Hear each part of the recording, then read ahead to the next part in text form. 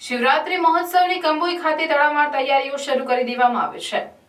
જંબુસર તાલુકાનું કાવી કંબોઈ, જ્યાં સ્તંભેશ્વર મહાદેવ વિરાજમાન છે, જે દક્ષિણ ગુજરાતમાં મિની સોમનાથ તરીકે ખ્યાતિ પામ્યું છે, જે 9 નદીઓના પવિત્ર સંગમ સ્થળે આવેલ છે, જ્યાં ભગવાન કાર્તિકેય સ્વામીએ તાડકસુરનો વધ કર્યો હતો, જેનો ઇતિહાસ સ્કંદ પુરાણમાં કુમારિકા ખંડમાં વિસ્તારપૂર્વક કરવામાં આવેલ છે।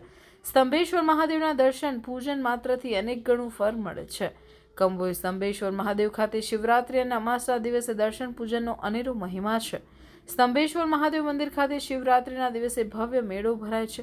ચાલુ સાલે પણ તારીખ 2-3-2024 થી 8-3-2024 સુધી ભવ્ય મેળાનું આયોજન કરવામાં આવ્યું છે, જેમાં મહારુદ્રી યજ્ઞ, વિવિધ દ્રવ્યોથી શિવલિંગને અભિષેક કરાશે, જેનો લાભ લેવા ભારતભરમાંથી શિવ ભક્તો ઉમટી પડવાના છે।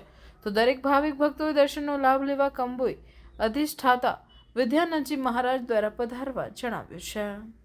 અને આ જગ્યાએ ભગવાન કાર્તિક સ્વામીએ તારકાસુરનો વધ કરેલો અને એનો ઇતિહાસ આપણને સ્કંદ મહાપુરાણના કુમારિકા ખંડમાં ખૂબ જ વિસ્તારપૂર્વક મળતો હોય છે। અને એ જગ્યા ઉપર આજે લગભગ 35 વર્ષથી મહાશિવરાત્રીનો ભવ્ય મેળો ભરાતો હોય છે।